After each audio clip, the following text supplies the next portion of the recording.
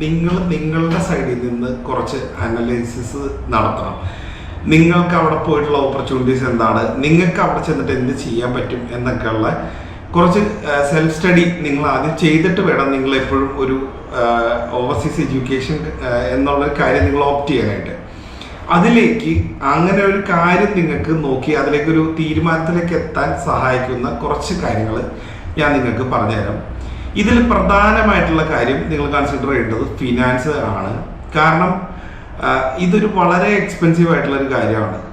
ചിലപ്പോൾ 1-2 വർഷം വരെ നിങ്ങൾക്ക് ബെയർ ചെയ്യേണ്ട വലിയ എക്സ്പെൻസസുകൾ ഇതിൻ്റെ അകത്തുണ്ട്. നിങ്ങളുടെ ഫീസിന് പുറമെ നിങ്ങൾ ഇത്രയും എക്സ്പെൻസീവ് ആയിട്ടൊരു രാജ്യത്ത് നിങ്ങൾ ജീവിക്കാൻ പോവുകയാണ്. അപ്പോൾ അവിടെ നിങ്ങൾക്ക് മാൻഡേറ്ററി ആയിട്ട് നിങ്ങൾക്ക് വന്നു ചേരാവുന്ന ഫുഡ്, ട്രാവലിങ്, നിങ്ങളുടെ മറ്റ് പർച്ചേസസ് കാര്യങ്ങൾ, അതുപോലെ അവിടുത്തെ റൂം റെൻറ്റ്, വാട്ടർ, ഇലക്ട്രിസിറ്റി, ഇങ്ങനെയുള്ള ഒരുപാട് കാര്യങ്ങൾ നിങ്ങൾക്ക് വരും. നിങ്ങൾക്ക് അവിടെ പാർട്ട് ടൈമിൻ്റെ പോസിബിലിറ്റി ഉണ്ടെങ്കിലും ഈ പാർട്ട് ടൈം കൊണ്ട് നിങ്ങളുടെ അവിടുത്തെ എക്സ്പെൻസസ് മാത്രമാണ് നിങ്ങൾ മീറ്റ് ചെയ്യാൻ ഉദ്ദേശിക്കുന്നത് എന്നുണ്ടെങ്കിൽ നിങ്ങൾക്ക് വിദേശ വിദ്യാഭ്യാസം ഓപ്റ്റ് ചെയ്യുന്നതിന് പ്രശ്നമില്ല. നിങ്ങൾ നാട്ടിൽ വലിയൊരു ലോണും എടുത്തു വെച്ചിട്ട് നിങ്ങൾ അവിടെ പോയി അവിടെ കിട്ടുന്ന ഏണിങ്സ് കൊണ്ട് നിങ്ങൾ നാട്ടിലെ ലോണും നിങ്ങളുടെ ഇവിടുത്തെ എക്സ്പെൻസും കൂടെ മീറ്റ് ചെയ്യാമെന്ന് വിചാരിക്കുകയാണെങ്കിൽ വളരെ ഡിഫിക്കൽട്ടായിരിക്കും. നിങ്ങൾ വലിയൊരു ബർഡനായിരിക്കും എടുത്ത് തലയിൽ വെക്കുന്നത്.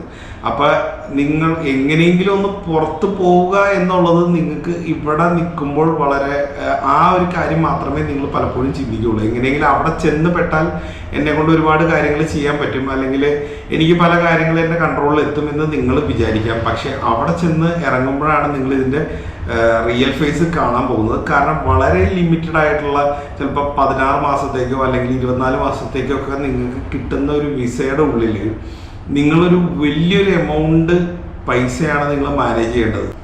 രണ്ടാമത്തെ കാര്യം, നിങ്ങളുടെ എഡ്യൂക്കേഷൻ ക്വാളിഫിക്കേഷൻ, ആ ക്വാളിഫിക്കേഷന് റിലേറ്റഡ് ആയിട്ടുള്ള എന്തെങ്കിലും കോഴ്സാണോ നിങ്ങൾ പുറത്ത് ചൂസ് ചെയ്യണത്. ഈ കോഴ്സ് എടുത്ത് അവിടെ ചെന്ന് കഴിഞ്ഞാൽ ആ കോഴ്സ് നിങ്ങൾക്ക് അവിടെ ഒരു ജോലി നേടിത്തരാൻ പറ്റുമോ എന്ന് നിങ്ങൾക്ക് ഉറപ്പുണ്ടാവണം.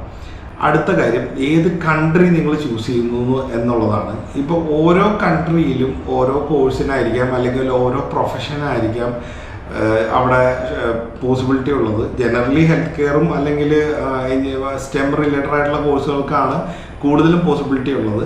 എങ്കിൽ പോലും നിങ്ങൾക്ക് അവിടെ ചെന്നിട്ട് വേറെയും പല ഓപ്ഷൻസ് നിങ്ങൾക്ക് സ്വിച്ച് ചെയ്യാനുള്ളതുണ്ട്. പക്ഷേ അങ്ങനെ നിങ്ങൾക്ക് പറ്റുന്ന കൺട്രി ഏതാണ്, നിങ്ങൾക്ക് ക്ലൈമറ്റിക് കണ്ടീഷൻസ് നിങ്ങൾക്ക് കൺസിഡർ ചെയ്യണം.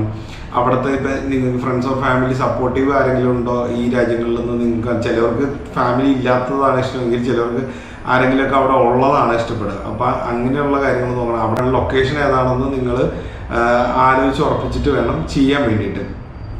വേറൊരു കാര്യം, നിങ്ങളുടെ മാർക്ക്, ഇപ്പോൾ നിങ്ങൾ പർട്ടിക്കുലർലി നിങ്ങളൊരു ഇൻസ്റ്റിറ്റ്യൂഷൻ നിങ്ങൾ സെലക്ട് ചെയ്തിട്ടുണ്ടാവും. പക്ഷേ നിങ്ങളുടെ മാർക്ക് ആ ഇൻസ്റ്റിറ്റ്യൂഷനിൽ നിങ്ങൾക്ക് കിട്ടാൻ മാത്രം ഉണ്ടോ എന്ന് നോക്കണം. കാരണം ചില യൂണിവേഴ്സിറ്റി ഇപ്പോൾ 55% തൊട്ട് എത്ര പെർസെൻറ്റേജ് വരെ വേണമെങ്കിലും ഓരോ ഇൻസ്റ്റിറ്റ്യൂഷൻസ് പറയാം. പക്ഷെ ചിലവർക്ക് അവരുടെ ഒരു സ്റ്റാർട്ടിങ് മാർക്കിൻ്റെ ഒരു ക്രൈറ്റീരിയ ഉണ്ട്. ചിലവർക്ക് 60% ആയിരിക്കാം ചോദിക്കുന്നത്, ചിലവർ 65% ആയിരിക്കും, 70% ആൻഡ് എബവ് ഇൻ്റർനാഷണൽ സ്റ്റുഡൻസിനോട് ചോദിക്കുന്ന ഇൻസ്റ്റിറ്റ്യൂഷൻസ് ഉണ്ട്. അപ്പോൾ നിങ്ങൾ സെലക്ട് ചെയ്യുന്ന ഇൻസ്റ്റിറ്റ്യൂഷൻ നിങ്ങളുടെ പ്രൊഫൈലിന് മാച്ചിങ് ആണോ എന്നുള്ളൊരു കാര്യം കൂടെ നിങ്ങൾ കൺസിഡർ ചെയ്യേണ്ട ആവശ്യമുണ്ട്.